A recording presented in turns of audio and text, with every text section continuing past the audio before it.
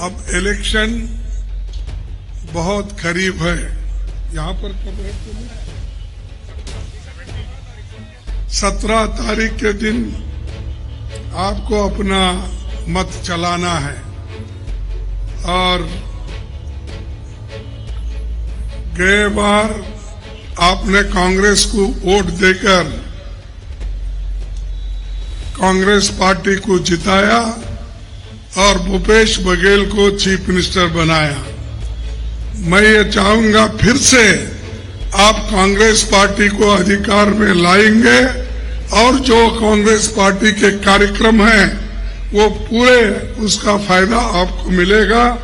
जो उन्होंने बताया, चाहे गैस सिलेंडर का हो, 2000 यूनिट बिजली का हो, चाहे केजी से लेकर पीजी तक पढ़ाई का हो, ये सारी चीजें जो वायदा किए हैं हम करके दिखाएंगे।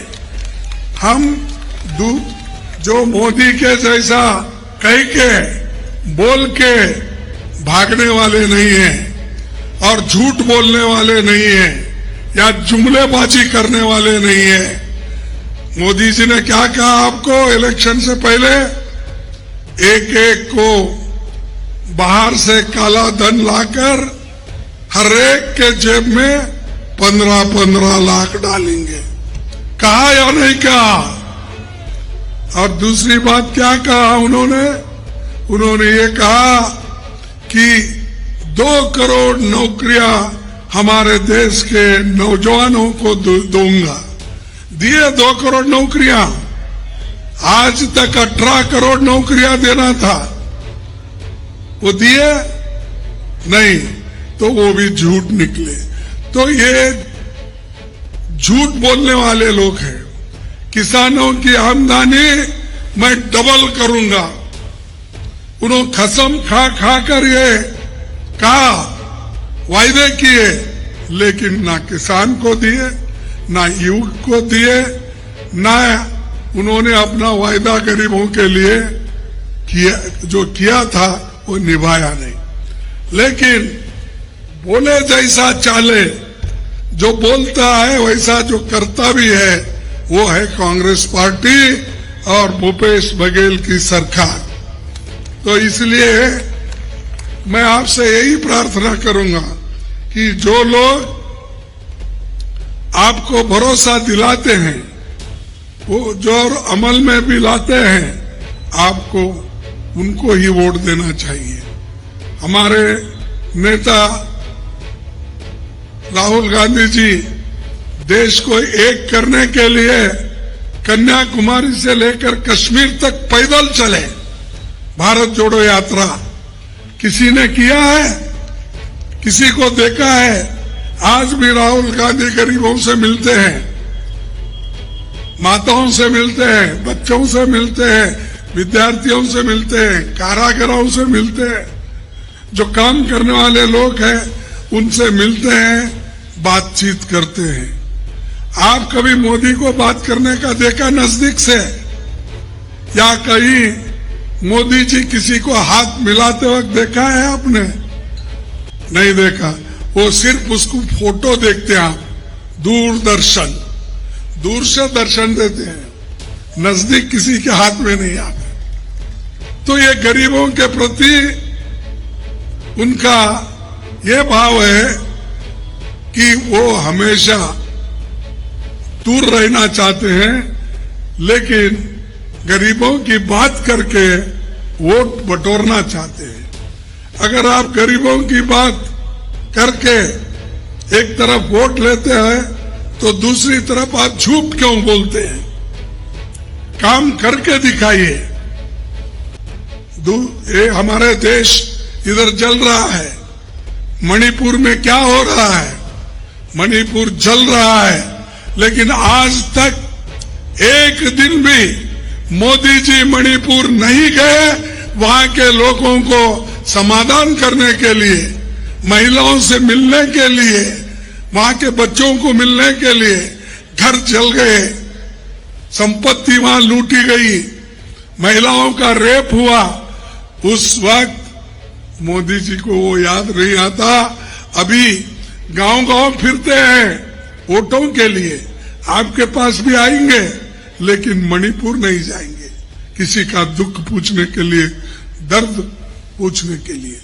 तो ऐसा प्रधानमंत्री देश में है जो गरीबों के बारे में कुछ सोचता नहीं, सिर्फ सोचता एक ही है कि वोट लेने के लिए कहां जाना, कहां भाषण करना। दूसरा, इतने देश उन्होंने फिरे, इतने फॉरेन कंट्रीज को गए, लेकिन जहां दंगे होते, फसाद होते, लूट होते, वहां पर जाकर समाधान करने की शक्ति उनमें नहीं है। बार बार कांग्रेस को गालियां देते हैं, बार बार कांग्रेस को कहते हैं कि कांग्रेस ने 70 साल में क्या किया। उनको ये भी मालूम नहीं है 70 साल हम ही हुकूमत में नहीं थे, हम तो 55-60 साल हुकूमत में थे। बाकी सब अब इन्होंने 10 साल हो गए, वाजपेयी के 6 साल हो गए। अरे भाई, तुम तो 16 साल से तुम ही हुकूमत कर रहे हो, और बाकी के लोग भी 10-12 साल हुकूमत किए, उनके बारे में कुछ नहीं कहते हो। जो इस देश को आजादी दिलाए उस पार्टी को गालियां देते हो। आजादी किसने दिलाई? देश के लिए, आजादी के लिए कौन लड़े? तो आजादी के लिए कांग्रेस लड़ी, आजादी के लिए आजादी के लिए कांग्रेस लड़ी, और देश के जमहूरियत को बचाने के लिए, लोकतंत्र को बचाने के लिए, संविधान को बचाने के लिए कांग्रेस काम की। आज संविधान जिंदा है, डेमोक्रेसी जिंदा है, इसलिए मोदी साहब तुम प्रधानमंत्री होके बैठे हो। अगर नहीं होती कांग्रेस, तुम प्रधानमंत्री नहीं बनते। और देश का संविधान हम लिखकर सब गरीबों को जो वोटिंग का अधिकार दिए, उससे बने आप। तो इसलिए भाइयों, मैं ज्यादा वक्त न लेते हुए मैं इतना ही कहूंगा, जो वायदे हमने किए हैं वो सब निभाएंगे।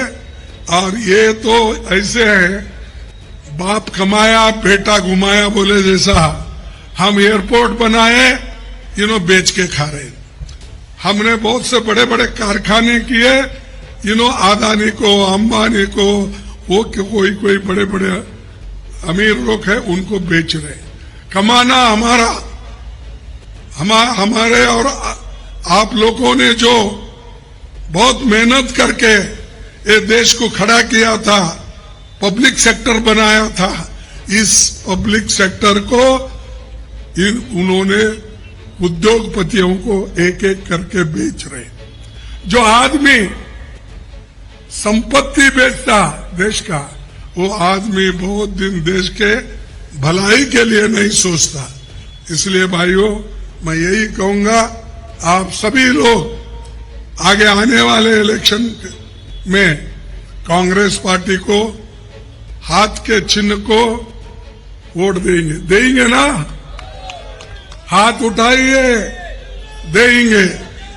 तो आपकी जो मंशा है और आप जो दिल से हाथ उठा रहे, निश्चित रूप से कांग्रेस पार्टी यहां से चुन के आएगी और आपकी भलाई होगी। धन्यवाद।